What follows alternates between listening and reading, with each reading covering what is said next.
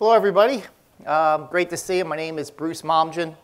I'm one of the Postgres core team members, and I've been employed by Enterprise DB for, I think, 8 years now. So very exciting to be here. Always love Chicago, city with a lot of culture. I've been to some U.S. cities that, well, are lacking in culture. Let me put it that way. I'm from Philly, so we're kind of oozing it, and Chicago is too.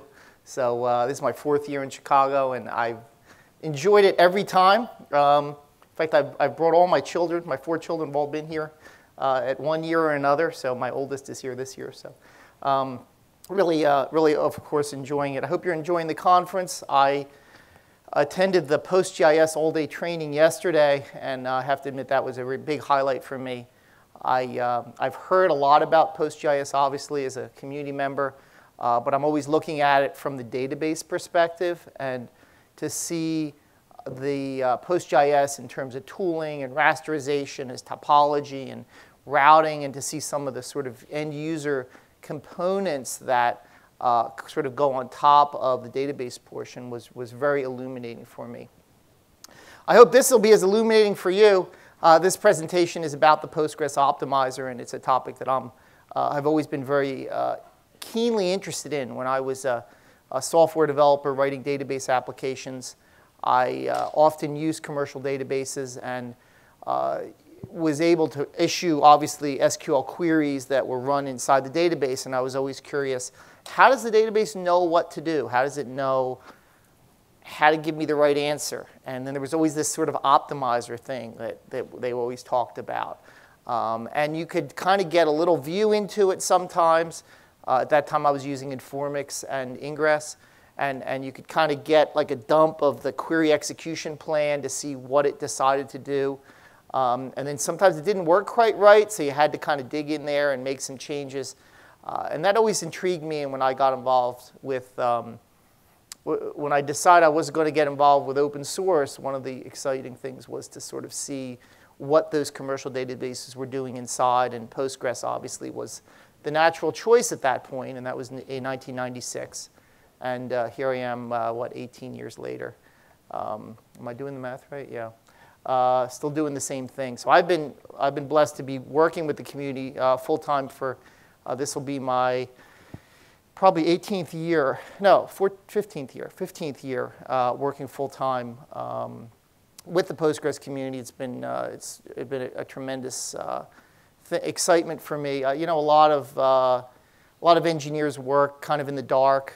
They aren't really put in prominent positions, and the technology is well known, but the engineers are not. And one of the nice things about Postgres is the ability for us to have conferences like this, to sort of exchange ideas in public, learn from each other, and really work with some of the smartest engineers I've ever worked with in a global environment where you have people from other countries who are obviously much more skilled than I am, working on these tremendously hard problems and discussing them and throwing ideas around and stuff. And this optimizer, I think, is a lot of that. There's a lot of the result of that give and take, and that sort of stimulating environment is what has given us the Postgres Optimizer today.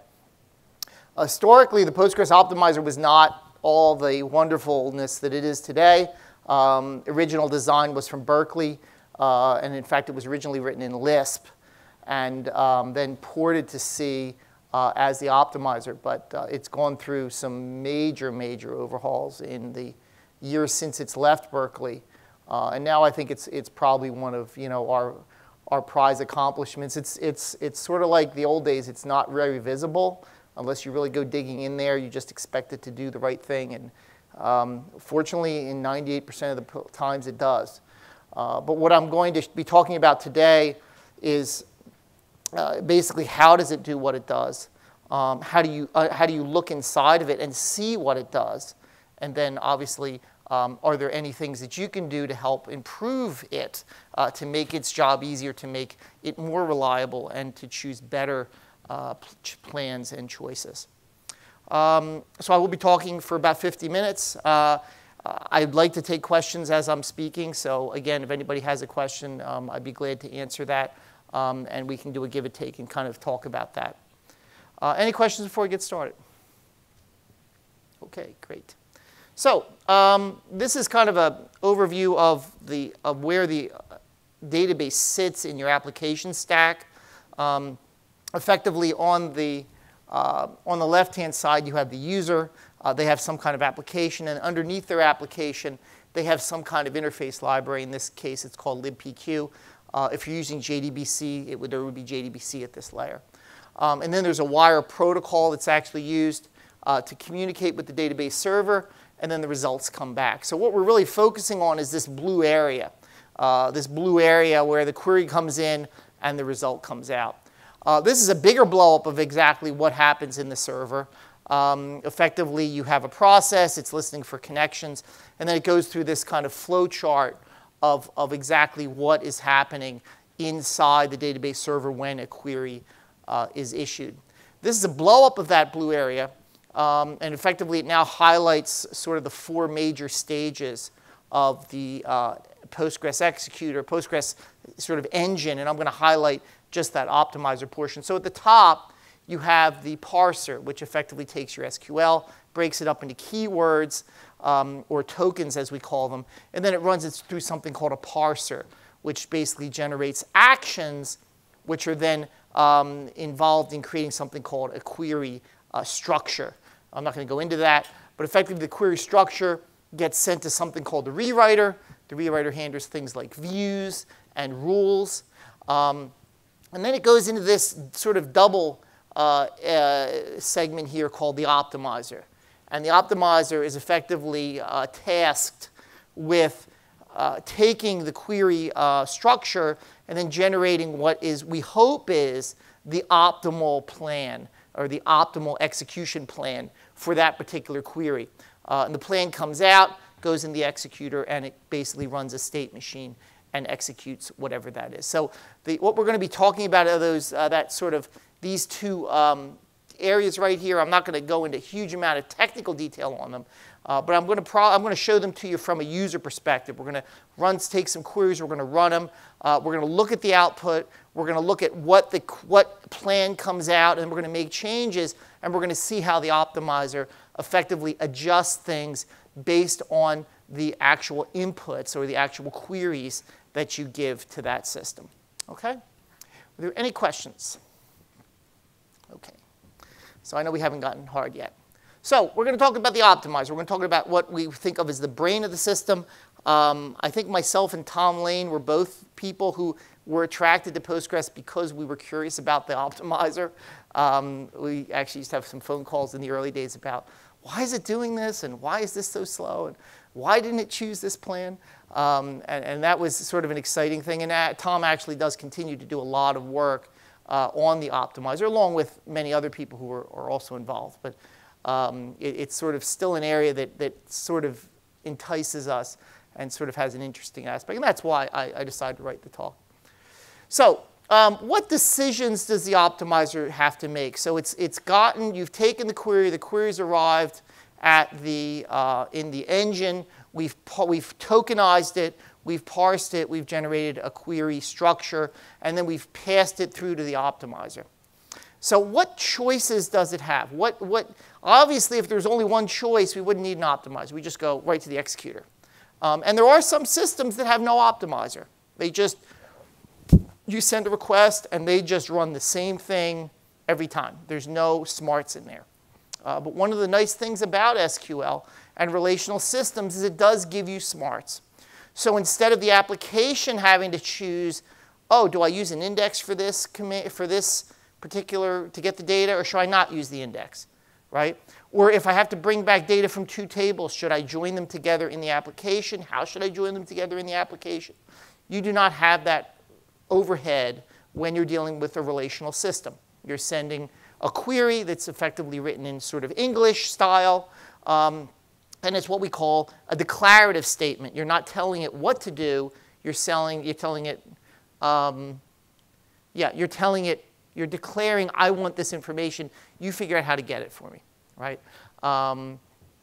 That's in contrast to an imperative system where you effectively tell the system what to do.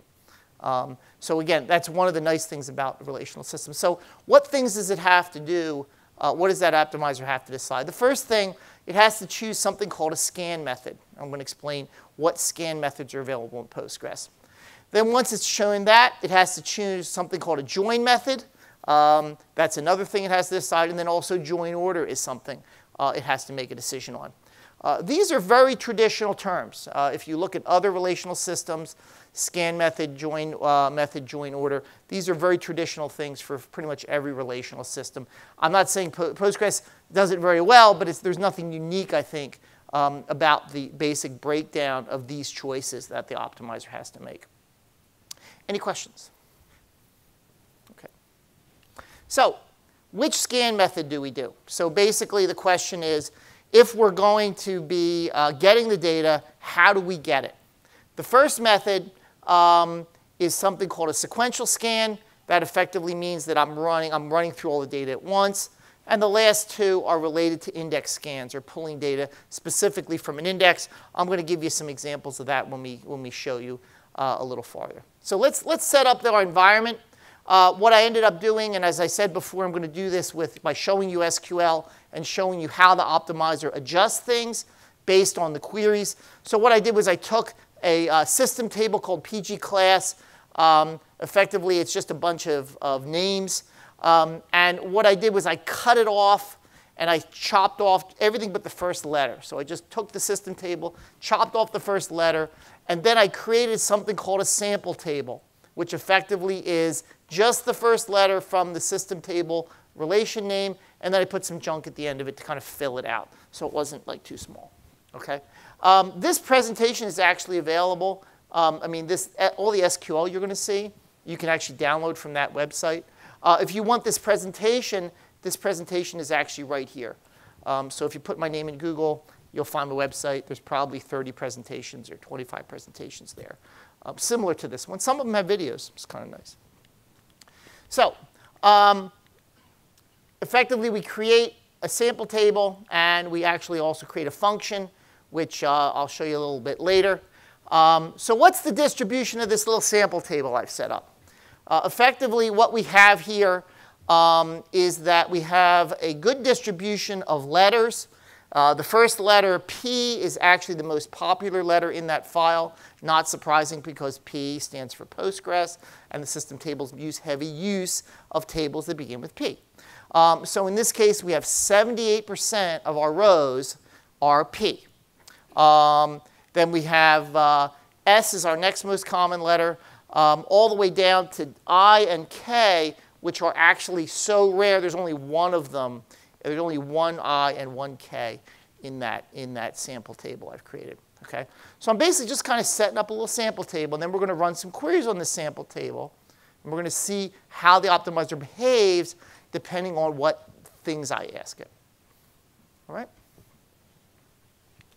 So here's our first query, letter P. I'm using the word explain here at the beginning. The word explain actually tells me, don't run the query, just tell me what the execution plan looks like. Tell me what the optimizer has decided to use for this particular query. So I send a P in, I get something called an index scan. All right?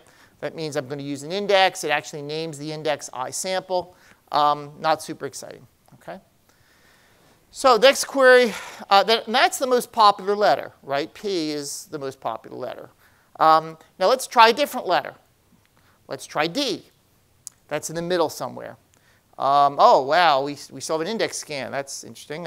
What about the rarest letter? That was an I or a K. I think in this case a K. I've got an index scan. Now that's not tremendously exciting.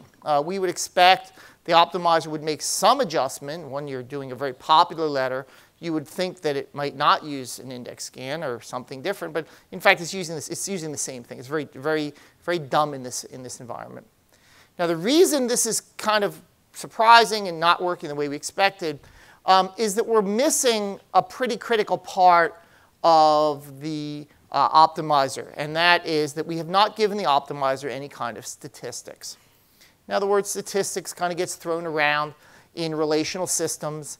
We have something called, what do we call it, runtime statistics that tell you how many inserts you've done and all sorts of other stuff.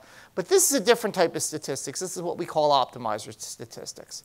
Normally, you would run the command called analyze, and analyze would actually generate statistics for the optimizer. Another good thing is that we actually have an auto vacuum system, and the auto vacuum system itself will also run analyze for you as you load your data, as your data is being changed over time. Every time that data changes by 10%, the system will automatically run and analyze. And effectively, analyze randomly samples your data. It's a very fast operation. And it basically randomly samples, and it comes up with the 100 most common values. It creates a histogram that spans 100 buckets that describes how your data is spread out. And that statistical information is actually used by the optimizer to determine your plans. Okay? So the first takeaway is that a system without optimization statistics really does not give the optimizer much to work with. These optimization statistics are critical in helping the optimizer to make proper decisions. And once I've created these statistics, you're going to see very clearly that the system does make other decisions or different decisions when those optimization statistics are present. Question? My question was, so purely running a query does not create statistics like it does in another database environment? I'm sorry, can you say that again? Just running a query does not create statistics. Okay, so the question is, does running the query itself generate statistics? And the answer is no. The system will never generate statistics based on the queries that you run. Effectively, if you run the analyze command, it will automatically generate statistics for you. And then we also have this watchdog or background process called the auto vacuum system. And that will automatically trigger when the data in the table changes by 10% or more. So the idea is that the system, we hope that the system has accurate statistics from the auto vacuum system before you would actually need to even run the query. It would be interesting if we could actually sort of say, oh, this table doesn't have statistics, auto vacuum hasn't run yet, but we're not getting a good plan, and maybe we should kick the auto vacuum system to do something. We've not really researched that, but it's something we could look at someday. Another aspect is if you do a big bulk load of your data, you may find that the first minute or two, the optimizer, the auto vacuum system hasn't kicked in to actually analyze the data yet. So in a bulk load situation, you often will see that analyze command in the script because you really don't want to wait a minute or 30 seconds on average for the auto vacuum system to wake up, realize it has a heap of new data in the table, and then run and analyze for you. Particularly if it's a table that you're running really quickly, you may bulk load it and then run your queries and then delete it within 45 seconds. Well, the auto vacuum hasn't even seen it long enough. So in those cases, you would probably want to use the analyze table directly. Another aspect highlighted here at the bottom is that this is actually a temporary table, and temporary tables are not seen by auto vacuum. That's sort of an unfortunate aspect of the way the auto vacuum system works because the temporary tables are local to every session. Auto vacuum can't see them because they're technically local. If you're creating temporary tables, another case where you may want to run analyze is a case where you've actually created temporary tables. Who has another question? Yes, sir.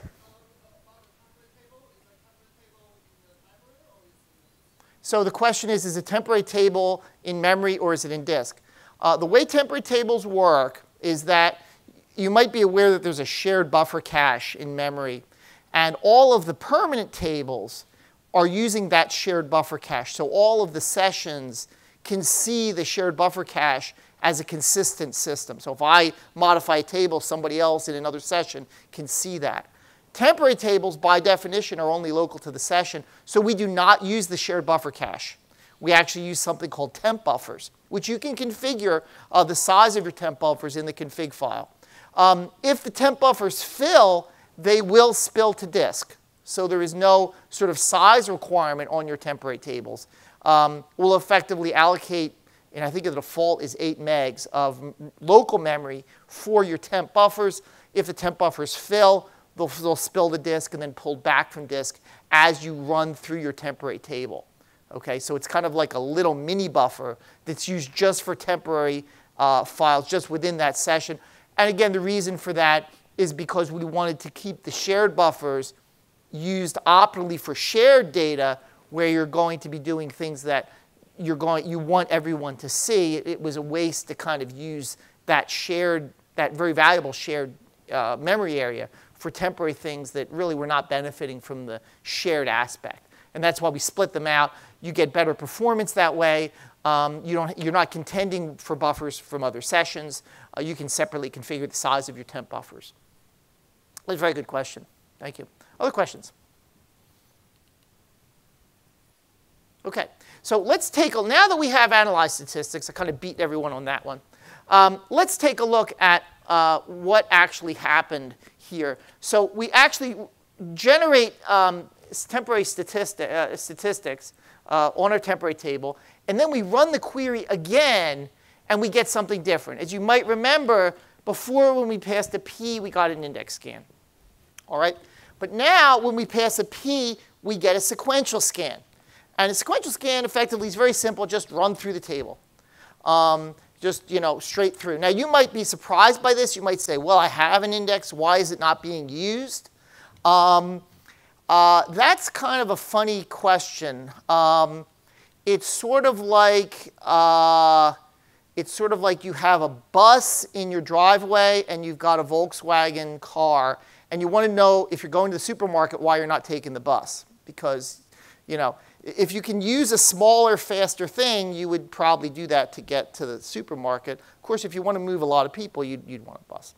So when you're doing a sequential scan, when you're choosing a value that's very common, it's very expensive to read through the index and then randomly read through the index, then randomly go to the heap and pull out those rows. When you have a very common value, it's much quicker to just read the whole thing. Just read it all. Okay?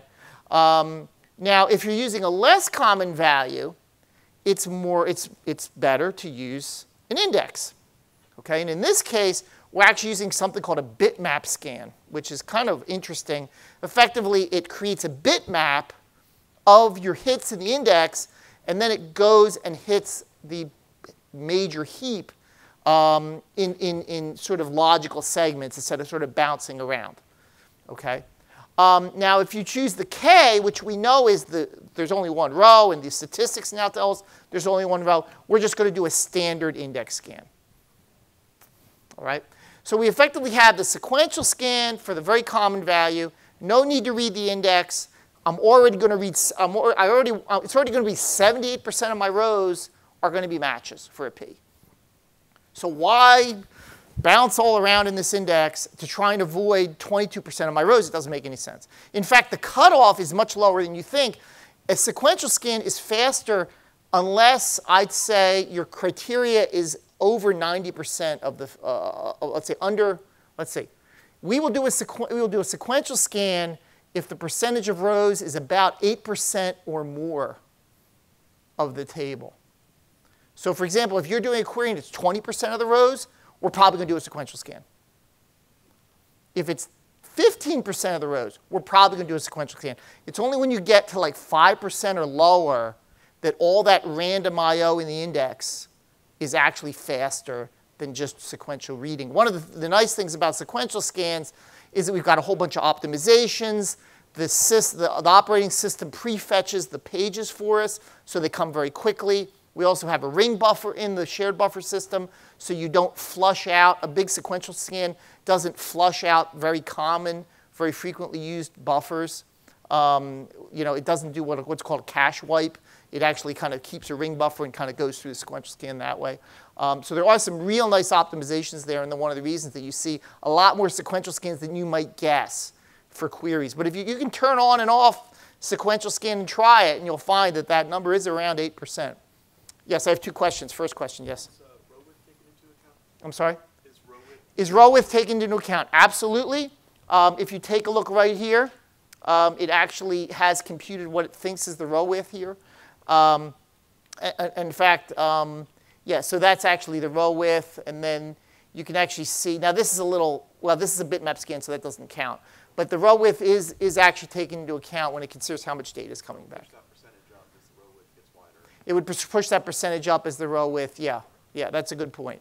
That's good, because you're going to get a lot more, you're going to get, if you're only querying certain columns, you're going to get a lot more non-interesting data in the sequential scan, whereas an index scan kind of allow you to pick off. And then I haven't even talked about index-only scans, which would allow us to pull data off the index directly without going to the heap at all. That's another decision the optimizer makes.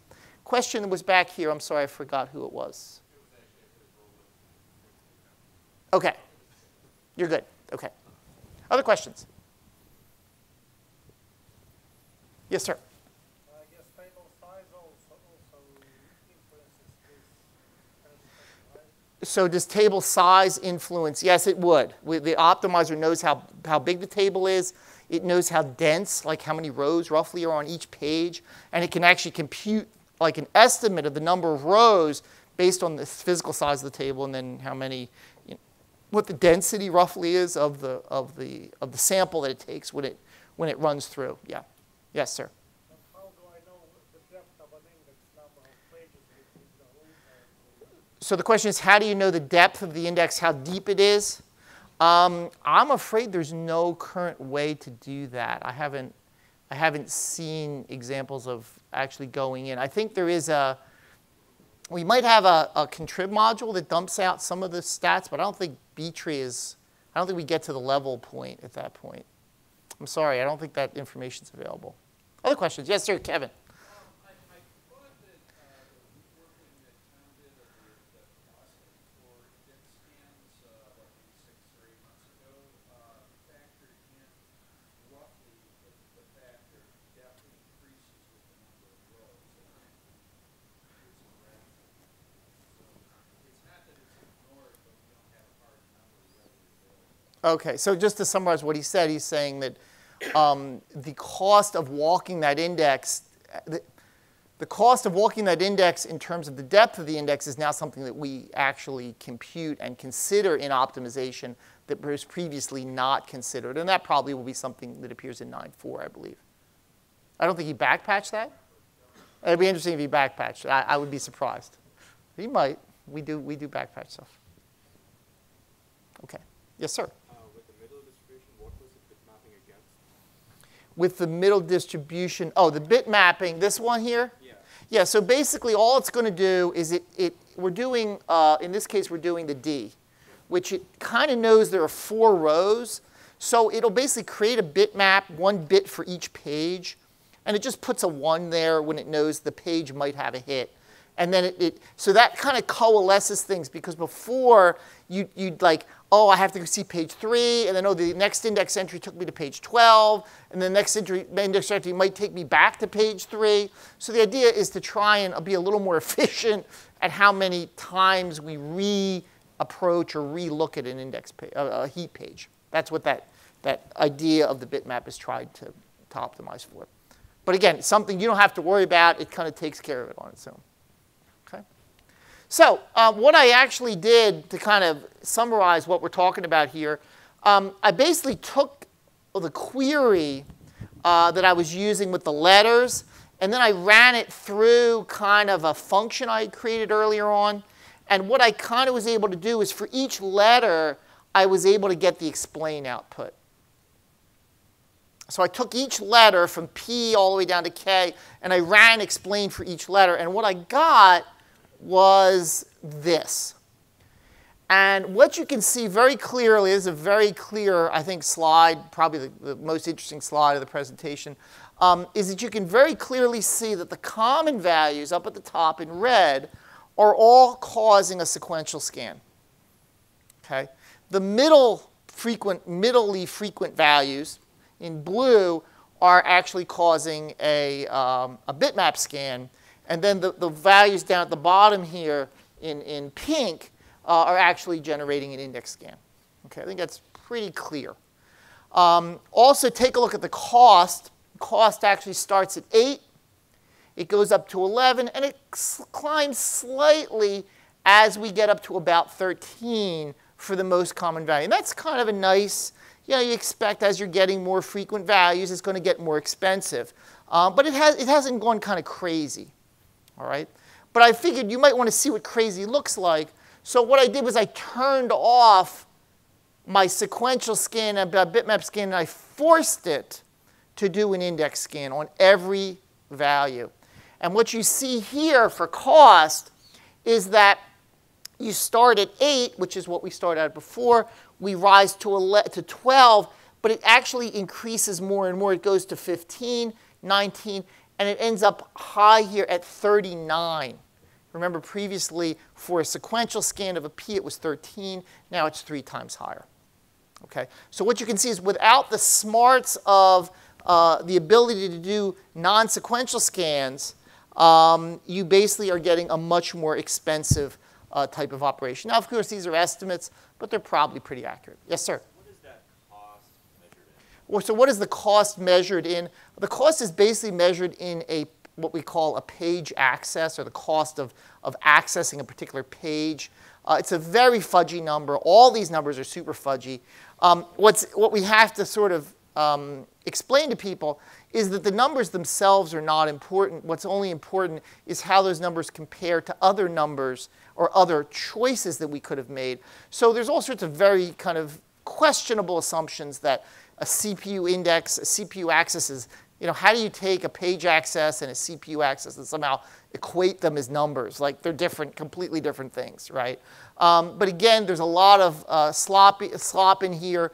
We don't need the absolute perfect number. In fact, we don't even need the absolute perfect plan to come out of the optimizer. We just need something that's close. Just give me something close, right? We could spend a lot more effort and probably generate a lot better plans. But if it takes us an hour to generate the plan, but we only save 5 seconds to execute the query, is it worth it? No. It doesn't make sense to spend an hour generating all sorts of very sophisticated optimization only to save 5 seconds in execution. So we try and basically kind of reasonably quickly generate optimization and try not to consume too much CPU while we're doing it, because again, we realize that we don't have to pick the best plan. We just need to pick something that's close, something that's relatively fast, and fortunately, we do that very well. Yes, sir? What if I want to see what this cost consists of? Because my priorities may be, I know my system is CPU limited. So the question is, how would you see the costs associated with this? Every cost is actually in the Postgres config file. So you can actually see the cost of random access, the cost of sequential access, the cost of a CPU operation, the cost of a tuple access. And you can change those numbers if you feel that those numbers are not accurate for your particular site. Yes, sir? Sorry, I did not. No, but what you would like is you'd like to say, given that number, tell me what the breakdown is. Yes, I honestly think I do not know how to do that. That would be really cool. So you could say of that, what he's saying is of that 39, how much of that is page I/O, how much of that is sorting, how much of that is row access cost. Unfortunately, I don't know of any way to do that. We don't track that. The problem is that it's basically a number, it's a float, literally a float, not even a double, okay? It's a float that we're just like incrementing as we go, so we don't really know how that got to be the number we eventually print here. It's something that would be very interesting to do. In fact, the only way you could possibly do it would be to run the query, get the number, for your session, zero out one of the settings, run it again, see what the difference is, and that difference between what it is now and what it is when you zero out the value is the portion that number accumulated to that number. Kind of crazy, but I believe it would work. You go through each setting, and that would give you kind of a spread of 20% is this part and 40% is that part. I don't need No, you would just like I did here, in your local session, set random page cost to 0 and run the query. Yeah, but you've got to be sure that the query is the same as the one. You have to make sure the execution plan is the same as the one you went. As soon as you start zeroing things, you're going to start getting different execution plans. So you'd probably have to also turn off some of these other things to keep it the same as you're fiddling with the numbers. It's not pretty, but it would be very interesting to see. It would be a very interesting blog post, I think. Other questions? I think I saw a hand. No. No. Everyone's good? Okay. Yes, sir. So changing the values on that, would that actually change the optimization that the optimizer does? So the question is, if he changes the values, would that change the decisions the optimizer makes? And that absolutely would, yes. Yes. And in fact, there's a whole sort of research of looking at the config file and looking at are these numbers reasonable? For example, random page cost for SSDs, the default random page cost is 4. It probably should be 1.1 for an SSD. So there are cases, if you've got a database where almost all of your data is in RAM, you may also have different costs associated with that. So there is quite a bit of stuff you can do. Again, those numbers don't have to be perfect. They should be just close. But there are cases where you could actually improve performance by being closer in some of those numbers, particularly for queries that are kind of on the edge between choosing one thing or the other. Great. OK. So let's look at some little more sophisticated queries. Yes, sir. One quick question. So to clarify my understanding about the bitmap scan, if the data was more clustered, would it prefer an index scan over bitmap? So the question is, if the data was more clustered, would it choose an index scan over a sequential scan? The answer is absolutely yes. When we do analyze, we actually look at the clusteredness of each field. And we track that as a float. So as it gets less clustered after the cluster command, we would actually realize it's getting less clustered. And a clustered case would cause more index access, particularly if you're hitting a value that appears multiple times in the heap. We're now knowing that those are probably next to each other in the heap. We would be more inclined to use an index access in that case. Absolutely. OK. So let's take a look at, now that we've kind of gone over index scan, bitmap scan, and sequential scan, let's look at some of the more sophisticated things that it needs to do. And that would be join method. There's actually 4 ways of doing joins in Postgres. And again, these are traditional methods that most of the large enterprise databases have. Nested loop, we actually have 2 types of those. Hash join and a merge join are sort of 4 choices we have for a particular case. So let's look at some specific examples. For this example, I'm going to actually create 2 tables. I'm going to create a sample 1 and a sample 2 with some random data out of the proc table and the class table. And I'm going to randomize them in there. And I'm going to start with no indexes. So I'm going to start like really simple. Okay? But I needed 2 tables because I got to do some joins here. So here's a join of sample 1 and sample 2 with a where clause. And that actually causes something called a nested loop. And a nested loop effectively is every row compared to every other row. Very easy for programmers to understand. It's 2 nested for loops, right? In fact, this is the pseudocode for it, right? It's like take the outside, the one side, compared to everything in the other side. This is potentially very slow, but there are some cases, particularly if you have very small tables, where this is good. Okay? And it also has no setup. You don't have to do anything to kind of prepare yourself for that. Now, if you do something a little bigger, where we're actually looking for everything greater than a certain number, instead of equal, this one was equal, right? Now, if I'm doing greater, now I do something called a hash join. And in a hash join, we effectively take the inner side, and we create a hash. So in memory hash, we take the data, we pull into hash, and then we do lookups in the hash by scanning the outer side and then doing hash lookups to see if there's any match. And again, very common. This is probably one of the most common join types you'll see when you start to do explains. Databases love hash joins. And that's effectively what it looks like. If you're doing a join with no where clause, that actually causes a merge join. And a merge join is interesting because effectively what we do is we sort one side and then we sort the other side, and then we kind of walk through the two sides in a synchronized way. So we say, okay, A, does that match A? Yes. Does A match B? No. Okay, I can move down, but now I don't need to start back at the beginning. I can start at where I stopped. So that's a match, that's a match. Oh, that's not a match. Okay, let me go down. Now I can again start where I stopped, and you can see you can synchronize, go through. This is very good if you have very large tables. The downside though is you have to sort them, or you have to have an index on both sides that you can do sort of an ordered lookup through the two of them. But you see this a lot when you have very large data that you're joining together.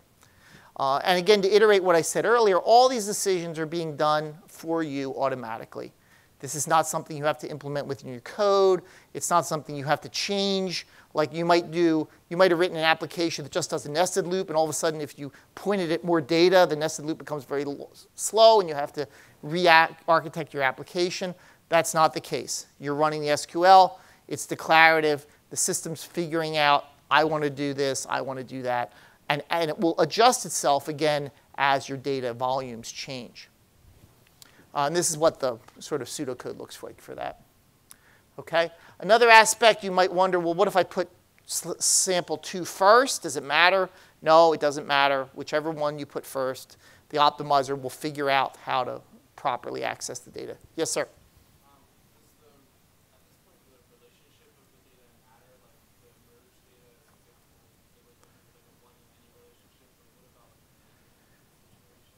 So the question is the relationship between the two columns that are being joined, is that significant? If it's a one-to-many, many-to-many, that actually is something that is taken into account. You'll actually see a number up here, which is an estimate of how many rows it thinks it's going to get out of the result. And that is sort of predicated on how common the value you put in, how common the value put out, how distributed that is. That is all part of, because there are some cases where it kind of knows it's a one-to-one relationship, particularly like a primary key, foreign key. It kind of knows that's a one-to-one, or if there's a unique index on one side, it kind of knows that. And those kind of feed into the optimizer in a small way, but it is part of the calculation. Yes, sir? If you know that the result from join set is going to be like of some size, and then you're filtering off of that size, can you trick the optimizer into forcing one kind of join before actually making applying the condition? So can you force the optimizer, if you know one thing's going to go one way or the other, can you force it to go a certain way? You have sort of global settings where you can turn off merge join or turn off nested loop if you wanted to do that for the whole query. But there's no way within the structure to actually control it. And there's a good reason for that, because organizations find that the developers who kind of take those shortcuts, instead of sort of addressing the overall problem of why the query might not be doing the right thing, effectively, as their data volumes change, that programmer's gone, right? And then it requires now somebody now has to go in and sort of figure out, why was this decision made? Do I need to change? You know what I'm saying? So there's sort of in the database field, there's disagreement on whether that sort of fine-grained control in a declarative system makes sense. Now, it does make sense if you just need to get something fixed because you're in production and you just need it, you know. But overall, the Postgres system is much more designed to, if there's a problem, we'd like to understand the overall arching problem that's caused the optimizer not to work well, and to correct that versus kind of going in and tweaking individual parts of the query. But again, it's a system under debate. There's definitely arguments on both sides of that issue. Okay. So now, you might remember I just ran that. I had no statistics on it. Now I'm going to add statistics. And what happens when I run the same query again, what was a merge join becomes a hash join, because it now knows a lot more about the data. It knows how many joins it's going to have. It knows how many rows are in there. Much better estimates now of what's happening in the system because I add statistics.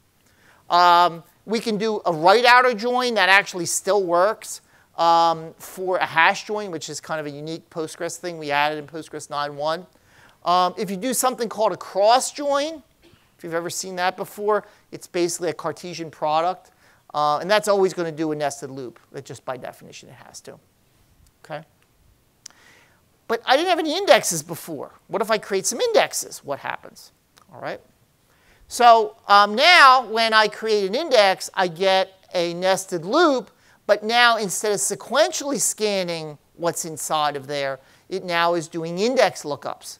So instead of doing effectively compare everything to everything else, okay, I now have a fairly reasonable query here, a fairly reasonable plan that's going to be pretty quick, particularly because I'm only looking for 33s, right?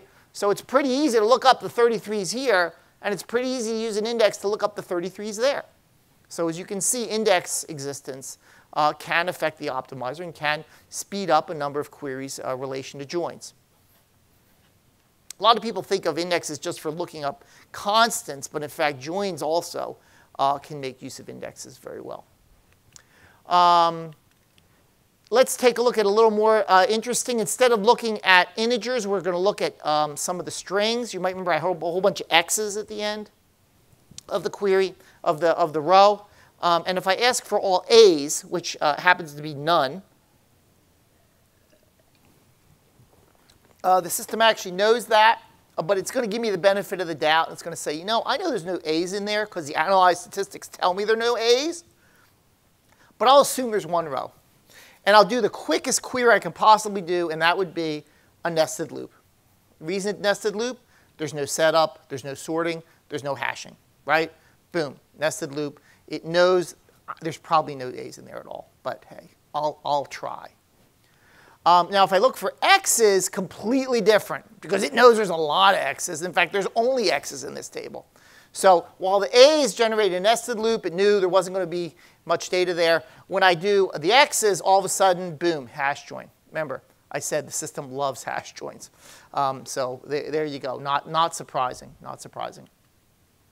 The final thing I want to look at is the idea of limit. The limit clause is something that originally was designed in MySQL and was added to Postgres many, many years ago. And effectively, what the limit clause does is to limit the number of rows that are returned to the application. Now, you might think, OK, limit clause, that's really something that doesn't affect the optimizer. It just affects how many rows come back. But in fact, one of the great things about the limit clause is that it allows you to tell the optimizer, I don't want the whole query run. If you can just give me the first row, I'm happy. And there are some optimizations that can be made if you're just wanting a small subset of the results. So here's a query. I'm doing a hash join. Again, there's no where clause. But if I do the same query and I order by the first column and I do at limit 1, a hash join has changed to a nested loop. Because it now knows it can pick off the top order by from the index.